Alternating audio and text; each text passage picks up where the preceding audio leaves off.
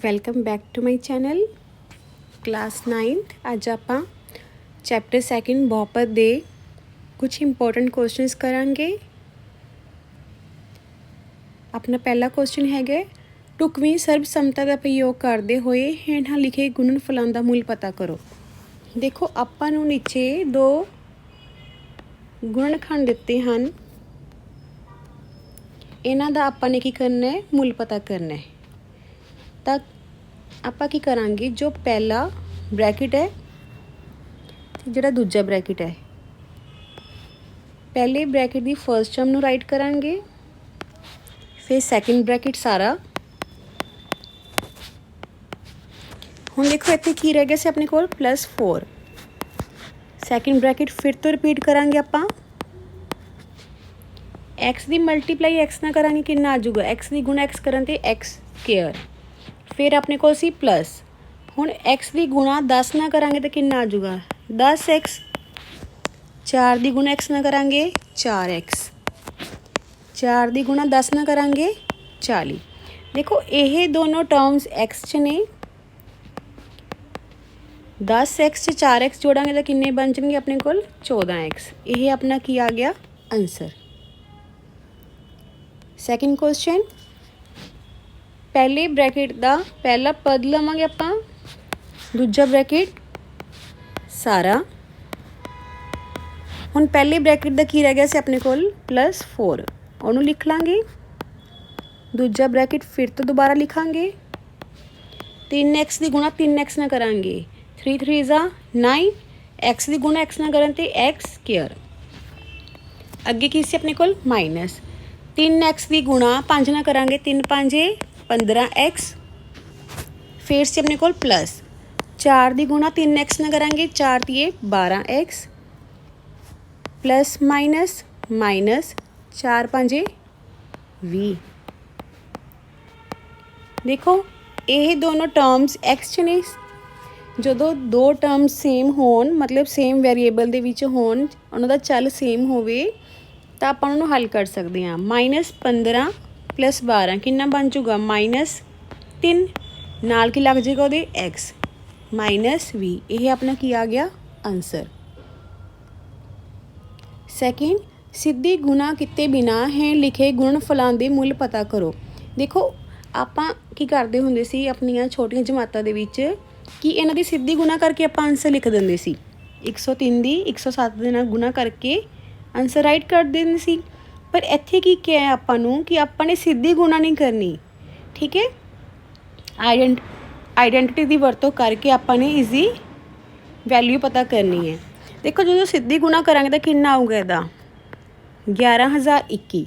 ਪਰ ਆਪਾਂ ਨੇ ਐਗਜ਼ਾਮ 'ਚ ਇਹਨੂੰ ਸਿੱਧੀ ਗੁਣਾ ਨਹੀਂ ਕਰਨੀ। ਆਪਾਂ ਕਿਵੇਂ ਹੱਲ ਕਰਨਾ ਇਹਨੂੰ, 103 ਨੂੰ ਆਪਾਂ ਕੀ ਲਿਖ ਸਕਦੇ ਹਾਂ, 100 + 3।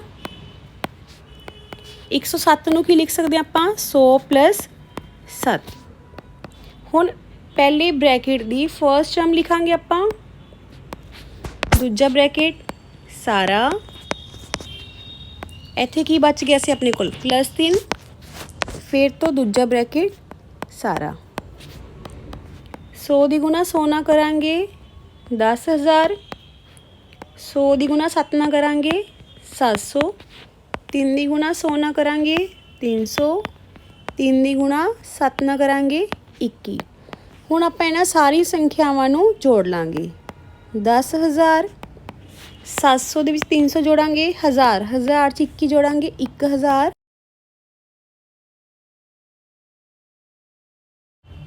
1121। ਇਹ ਆਪਣਾ ਆਨਸਰ।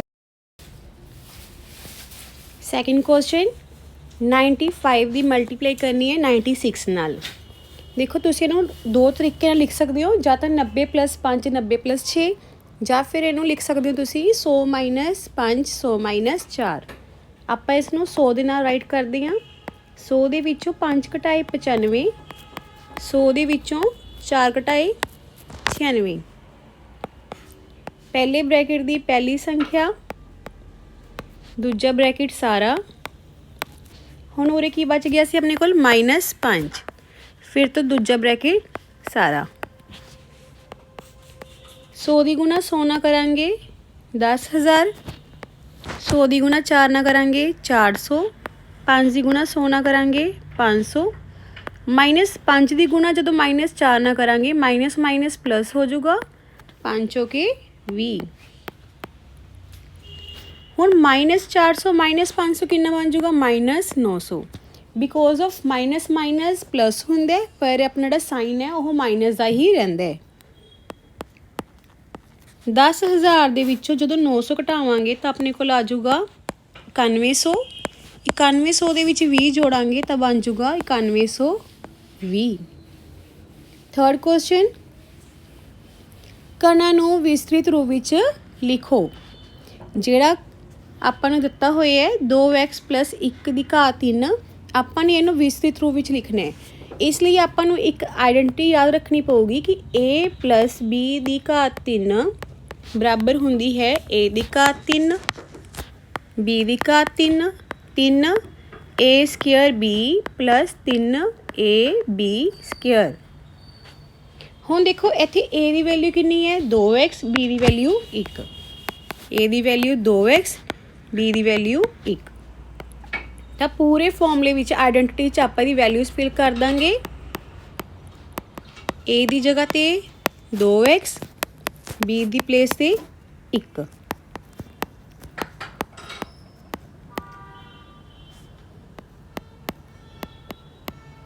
a ਦੀ ਜਗ੍ਹਾ 'ਤੇ 2x,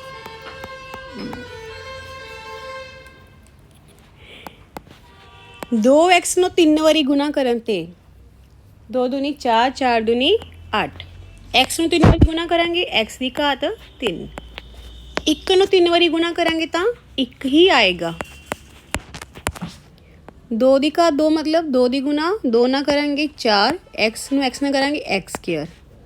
1 ਦਾ 1। 3 ਦੂਣੀ 6x, 1 ਦੀ ਘਾਤ 2, 1 ਨੂੰ 2 ਵਾਰੀ ਗੁਣਾ ਕਰਾਂਗੇ 1।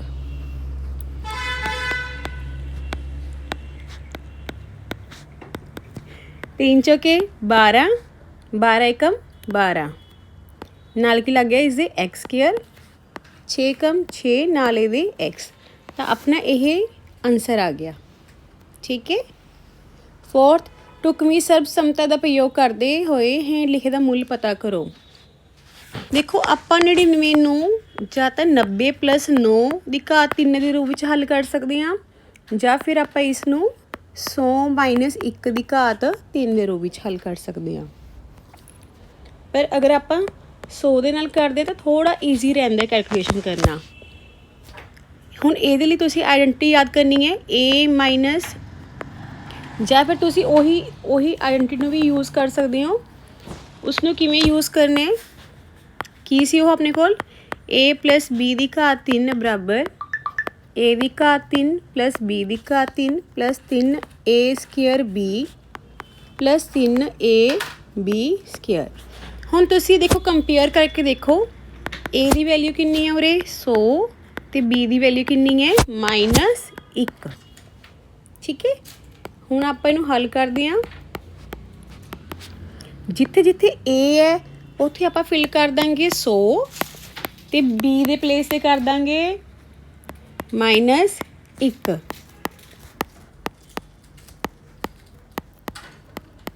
a ਦੀ ਜਗ੍ਹਾ 'ਤੇ 100, b ਦੀ ਜਗ੍ਹਾ 'ਤੇ -1। 100 ਨੂੰ 3 ਵਾਰੀ ਗੁਣਾ ਕਰਾਂਗੇ ਤਾਂ ਕਿੰਨਾ ਆ ਜਾਏਗਾ ਆਪਣੇ ਕੋਲ 1 ਨਾਲ 6 ਜ਼ੀਰੋਜ਼ ਆ ਜਾਣਗੀਆਂ। ਠੀਕ ਹੈ।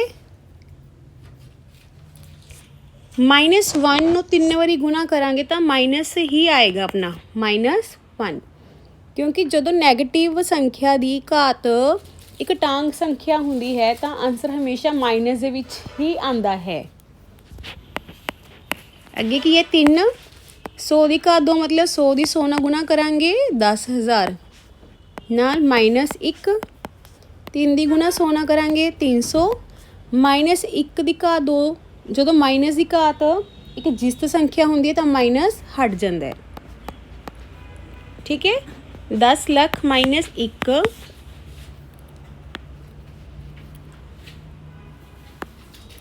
ਹੁਣ ਦੇਖੋ प्लस माइनस की मल्टीप्लाई करन ते की बन जाएगा -3 एकम 3 3 दी गुणा 10,000 ना करांगे तो कितना बन जाएगा अपने कोल 30,000। 300 ਦੀ ਗੁਣਾ 1 ਨਾਲ ਕਰਾਂਗੇ 300। ਹੁਣ ਪਹਿਲਾਂ ਪੋਜ਼ਿਟਿਵ ਟਰਮਸ ਐਡ ਕਰ ਲਓ,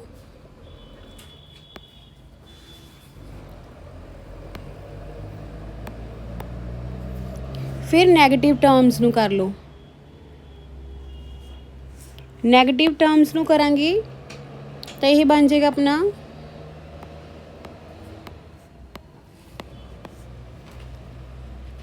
30,001।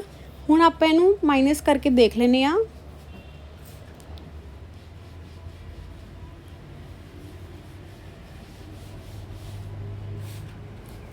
नाइन 70299। ठीक है जी, ये अपना की आ गया आंसर। 5th क्वेश्चन, गुणनखंडीकरण करो। ए दी घात 3 प्लस बी दी घात 3 प्लस 12 ए दी घात 2 बी प्लस 6 ए बी दी घात 2।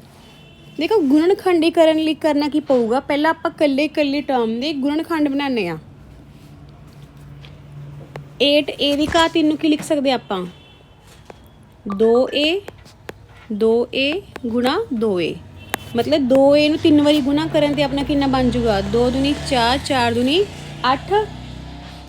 a ਨੂੰ 3 ਵਾਰੀ गुणा ਕਰਾਂਗੇ ਤਾਂ ਕੀ ਬਣ ਜਾਊਗਾ a ਦੀ ਘਾਤ 3। ਇਹਨੂੰ ਕੀ ਲਿਖ ਸਕਦੇ ਆਪਾਂ b गुणा b गुणा b, क्योंकि 3 ਵਾਰੀ गुणा हो रही है b ਦੀ ਘਾਤ 3 है। 12 a स्क्वायर b ਨੂੰ ਆਪਾਂ ਲਿਖ ਸਕਦੇ ਹਾਂ 3 गुणा 2a गुणा 2a गुणा b, ਤੇ 6ab स्क्वायर ਨੂੰ ਆਪਾਂ ਕੀ ਲਿਖ ਸਕਦੇ ਹਾਂ 3 गुणा 2a गुणा b गुणा b। देखो 2a कितनी बारी आ रहे है 3 बारी, तो यदी घात लग गई 3। b कितनी बारी आ रहे है 3 बारी, तो यदी घात भी 3। हुण इन्हां दोनों टर्म्स देखो तुहाडे कोल की चीज़ कॉमन है, एक तो 3 कॉमन है दोनों कोल, एक 2a है, एक इन्हां कोल b है। जो जो वैल्यूज़ कॉमन ने आपां उन्हां नूं बाहर निकाल लैंदे आ। हुण इत्थे की बच गया कल्ला 2a प्लस नैक्सट कोल की बच गया b, 2a दी घात 3 प्लस b दी घात 3। इनू आपां की लिख सकते हैं 3 2a b, क्योंकि ब्रैकेट का मतलब ही की होंदा है मल्टीप्लाई 2a प्लस b। देखो तुहानूं इत्थे कोई आइडेंटिटी नज़र आ रही है, यह अपनी बन रही है a दी घात 3 प्लस b दी घात 3 plus 3ab a plus b, यह बराबर होंदी है a प्लस b दी घात 3 दे। तो a दी वैल्यू कितनी है इत्थे अपने कोल 2a, b दी वैल्यू कितनी है b, ते उपर ये लगा देंगे आपां इहदे होल क्यूब। ठीक है, तो ਆਪਾਂ ने अज इस वीडियो ਦੇ ਵਿੱਚ 5 प्रश्न ਕੀਤੇ ਨੇ। आई होप ਤੁਹਾਨੂੰ ਇਹ ਸਾਰੇ प्रश्न समझ आए ਹੋਣਗੇ। अगर ਤੁਹਾਨੂੰ कोई भी डाउट है किसी क्वेश्चन 'ਚ ਤਾਂ ਤੁਸੀਂ ਕਮੈਂਟਸ ਦੇ ਵਿੱਚ ਪੁੱਛ ਸਕਦੇ ਹੋ।